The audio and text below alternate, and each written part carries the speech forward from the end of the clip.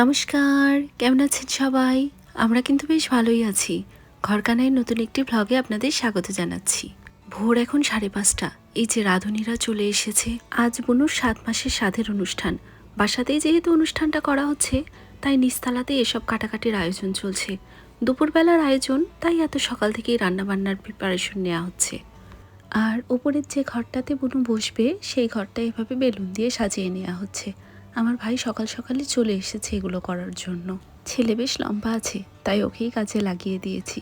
আর এসব অনুষ্ঠানের ব্যাপারে ওর যথেষ্ট আগ্রহ, তাই ও খুব মনোযোগ দিয়ে কাজগুলো করছে। খুব সুন্দর করে নিজে থেকে লাগিয়েও নিচ্ছে কোন রঙের সাথে কোন রং মিলবে না মিলবে। দেখতে দেখতেই সকালের আলো ফুটে গেল। এই যে মাছগুলো ফ্রিজ থেকে বের করে নেওয়া হয়েছে, এগুলো আগের দিনই পাপা সব কিনে ফ্রিজে রেখে দিয়েছিল। যেহেতু মাছ দিয়েই এই অনুষ্ঠানটা সম্পন্ন করা হবে, তাই মাছের আইটেমই একটু বেশি রাখা হয়েছে। আর আমি উপরে স্নান টান সেরে এসে ফুলগুলো দিয়ে সাজানো শুরু করে দিয়েছি, কারণ এগুলো করতেও বেশ সময় চলে যায়।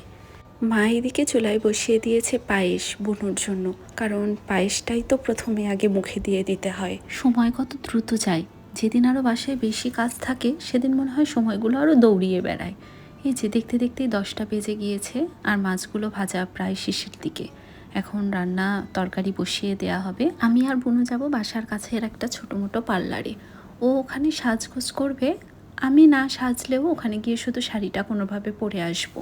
কতদিন পর বাসায় এরকম একটা অনুষ্ঠান হচ্ছে, আর দেশে এসে এরকম একটা অনুষ্ঠান পাবো, এ তো একদম আনন্দের ব্যাপার। সেই নিজের বিয়ের সময় পার্লারে সেজেছিলাম আর বুনুর বিয়েতে। আজ সেই মেয়েরই সেই ছোট্ট একটা মেয়ের বাবু হবে, ভাবতেই অবাক লাগছে। এই পার্লারের একটা কাহিনী আছে। সেই ছোটবেলায় ক্লাস 6-এ যখন পড়ি, তখন বাসার কাছের এই পার্লারটাতে এসে ছোটবেলায় চুল কেটেছিলাম। সেই যে কাটা শুরু হলো, তারপর থেকে পার্লারটা ছাড়তে পারিনি। কাছাকাছি পার্লার খুব সুন্দর, ছোটো মোটো হলেও বেশ সুন্দর করে সাজিয়ে দেয়। চুলগুলোও এ পর্যন্ত আমি এখনও এই পার্লারেই কাটছি। ভেবেছি জাপানে যাওয়ার আগে এখান থেকেই আরেকবার কেটে চলে যাব। আমি তো বাসায় আগেই চলে এসেছি, আর বুনু এই যে মাত্র এলো। বাসায় 2-1 জন করে মানুষ আসাও শুরু হয়ে গিয়েছে। দুপুরের অনুষ্ঠান তো। কি সুন্দর বাবুটা, একদম ছোট্ট বাবু, 4 মাসের। কি সুন্দর করে ঘুমিয়ে আছে। এই যে এক এক করে যে আমার ননদ, আত্মীয় স্বজন, মাসিরা সবাই চলে আসা শুরু হয়ে গিয়েছে। আর দেখুন জায়গাটা কি অপূর্ব লাগছে, কি সুন্দর করে কাঁচা ফুল দিয়ে সাজানোর সৌন্দর্যই অন্যরকম। আর প্রদীপগুলো দিয়ে একদম জলজল করছে চারপাশ। চোখ দুটো যেন জুড়িয়ে যাচ্ছে। চোখের সামনে ছোট্ট একটা মেয়ে, আমার ছোট বোন, তার বাবু হবে। কত আনন্দের একটা বিষয়, তার জীবনের একটা নতুন ধাপ। প্রতিটা মেয়ের জীবনেই এটা একটা নতুন ধাপ।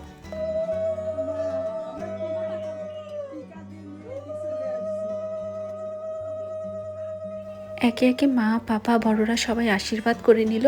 আর এপাশে একটা নিয়ম করা হয় সবার মধ্যেই, হয়তো প্রায় আছে। এটা একটা আচার অনুষ্ঠান বলা হয় আর কি। এই একটা বাটির ভেতরে রাখা আছে শিলনোড়া, আর একটাতে রাখা আছে প্রদীপ। কথায় আছে নোড়া তুললে নাকি ছেলে হয়, আর প্রদীপ তুললে মেয়ে। তো দেখা যাক কি হয়।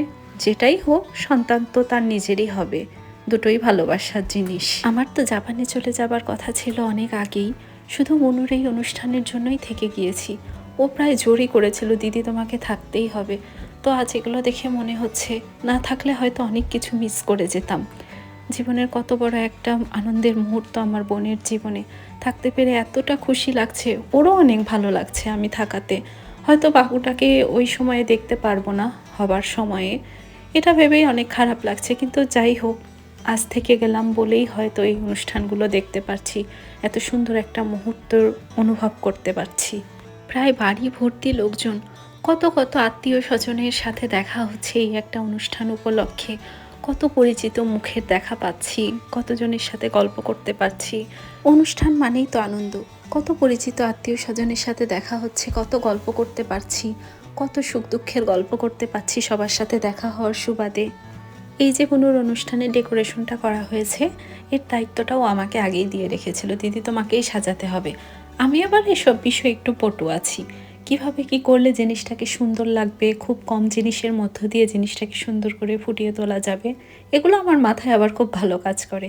এজন্য ছোট থেকে যে কোনো বিষয়েই এগুলো সাজানো গোছানো বা যে কোনো অনুষ্ঠানে আয়োজনের ব্যাপারে ও আমাকে সব সময় প্রায়োরিটি দেয়।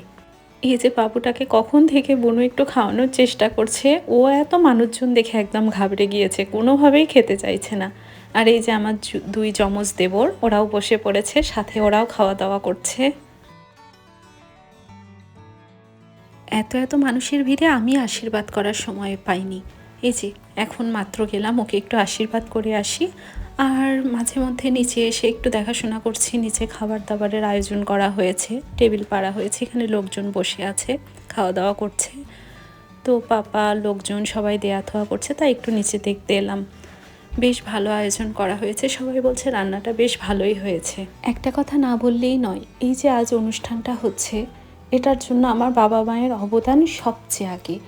এই যে একটা অনুষ্ঠানের জন্য আজ কতদিন হলো তারা এত কিছুর প্রিপারেশন নিচ্ছে, বাজার হাট, জিনিস গোছানো, জিনিসপত্র বের করা, সব কিছু কীভাবে কী করতে হবে, কিভাবে করলে অনুষ্ঠানটা সুন্দর হবে, তারাই সব করেছে।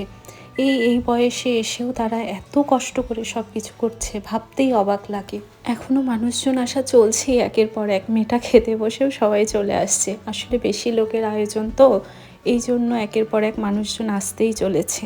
বুনু একটু করে খাচ্ছে আর বলছে ও আর খেতে পারছে না।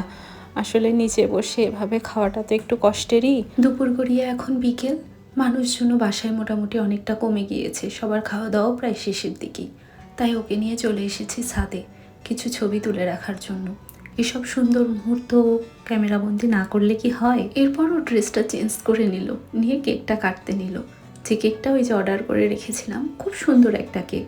এই দেখুন, অনুষ্ঠানটা আপনাদের দেখাচ্ছি, কিন্তু মেনুতে কি কি আছে সেইটাই আপনাদের বলিনি। 5 রকমের ভাজি, সাথে ফিশ বল, পোস্ত দিয়ে পাবদা, রুই মাছের তরকারি, মুগ ডাল, পাতাকপির ঘন্ট, মাছের মাথা দিয়ে, চিংড়ি মাছের মালাইকারি, সাথে টক, পায়েস, মিষ্টি, দই, এগুলো তো আছেই।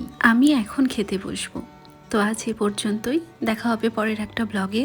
ততক্ষণ পর্যন্ত সবাই সুস্থ, সুন্দর ও ভালো থাকবেন। আর ভালো লাগলে অবশ্যই একটা লাইক, কমেন্ট, শেয়ার করে দেবেন।